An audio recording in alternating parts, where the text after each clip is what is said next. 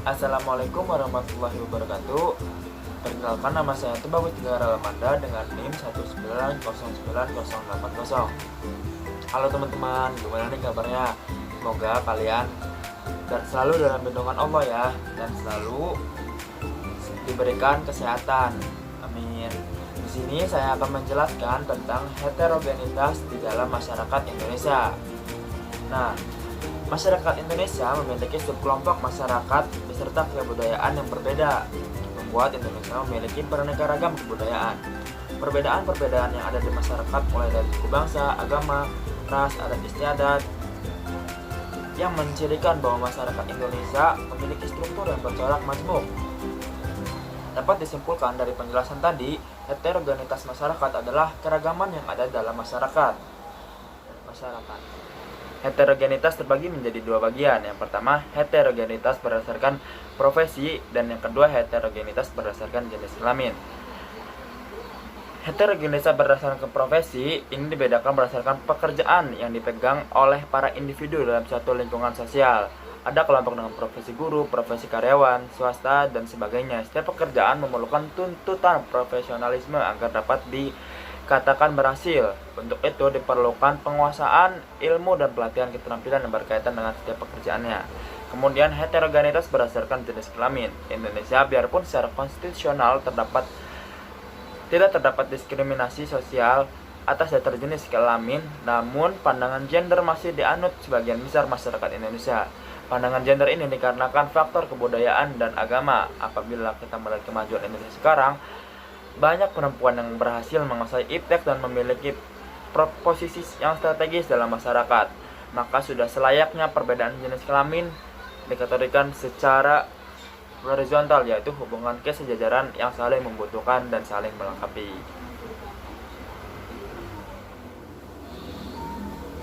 Kemudian materi selanjutnya, gejala sosial akibat pengaruh heterogenitas masyarakat.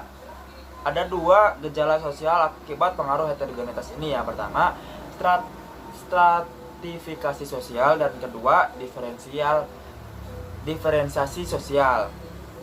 Nah, saya akan menjelaskan apa itu stratifikasi sosial. Pengertian stratifikasi sosial adalah pembedaan atau pengelompokan para anggota masyarakat secara vertikal. Dimensi stratifikasi sosial menurut Bernard Barber adalah: yang pertama, jabatan atau pekerjaan; yang kedua, ranking dalam wewenang dan kekuasaan; ketiga, pendapatan atau kekayaan; keempat, pendidikan atau pengetahuan; kelima, kesucian beragama atau pemimpin keagamaan; dan terakhir, kedudukan kerabat dan kedudukan dalam suku bangsa. Sifat stratifikasi sosial adalah terbuka, tertutup, dan campuran. Bentuk-bentuk stratifikasi sosial.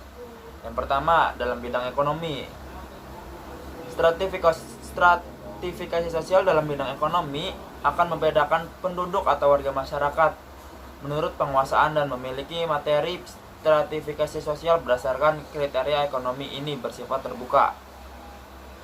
Kemudian dalam bidang politik, stratifikasi sosial berdasarkan bidang politik berhubungan dengan kekuasaan yang dimiliki oleh anggota masyarakat, di mana ada pihak yang dikuasai dan ada pihak yang menguasai.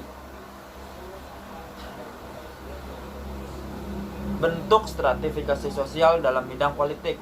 Yang pertama, ada tipe kasta. Tipe kasta adalah tipe atau sistem lapisan kekuasaan dengan garis pemisahan dengan tegas dan kaku.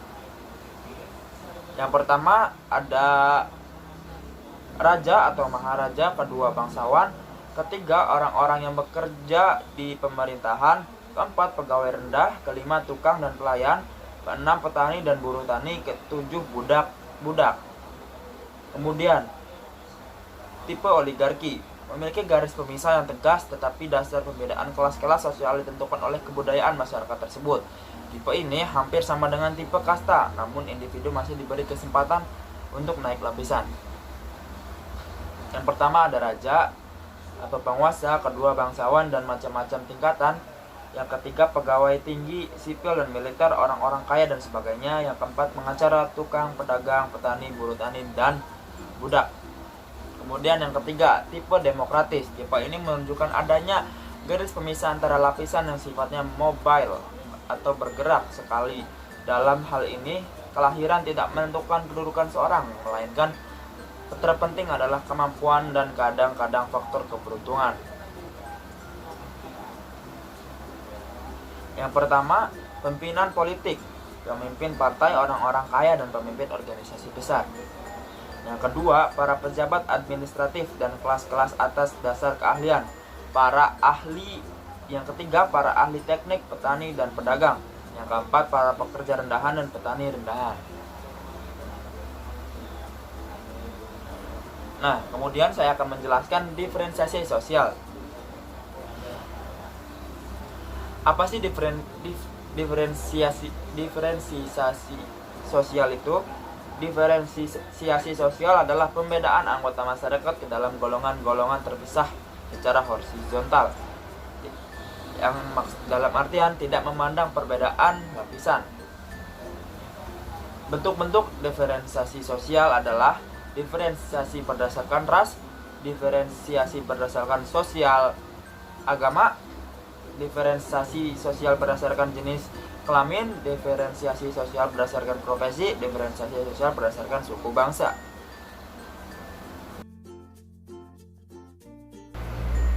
Beberapa hal yang saya dapat kemukakan pada bagian penutup ini adalah: pertama, bahwasannya masyarakat Indonesia merupakan masyarakat yang plural dan heterogen, bahkan sangat kompleks, adalah sebuah kenyataan yang tidak terbantah. Mudah dipahami pula bahwa keadaan plural dan heterogen itu menyimpan potensi keindahan yang tak pernah habis, namun sekaligus juga potensi mengesalkan dan serta menyesalkan hati. Bahkan bukan mustahil membawa ke ambang keputusan, manakala kekuatan sentrifugal dan mendominasi kekuatan sentripetal yang ada di dalamnya.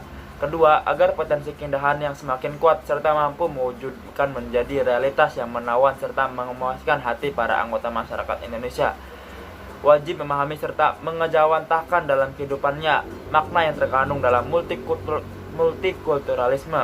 Yang ketiga, sesungguhnya bangsa Indonesia memiliki berbagai senjata yang amat ampuh untuk membasmi segala anasir kekuatan sentrifugal yang bersembunyi dalam tubuh masyarakat Indonesia. Senjata-senjata tersebut adalah berbagai gagasan cemerlang yang ditawarkan sebagai upaya untuk memecahkan masalah yang menghadang bangsa ini. Sebagaimana telah disebutkan di depan, berbagai kearifan lokal yang dimiliki oleh masing-masing wilayah di lingkungan Indonesia, dan yang amat penting adalah Pancasila dengan nilai-nilai dasar yang luhur yang terkandung di dalamnya. Apabila senjata-senjata ampuh itu digunakan dengan tepat secara kontekstual, dapat diyakini pembinaan kesatuan bangsa Indonesia akan mencapai hasil yang gemilang. Mungkin cukup sekian dari saya, kurang lebihnya mohon maaf. Wabillahi taufiq wal hidayah. Wassalamualaikum warahmatullahi wabarakatuh. Terima kasih.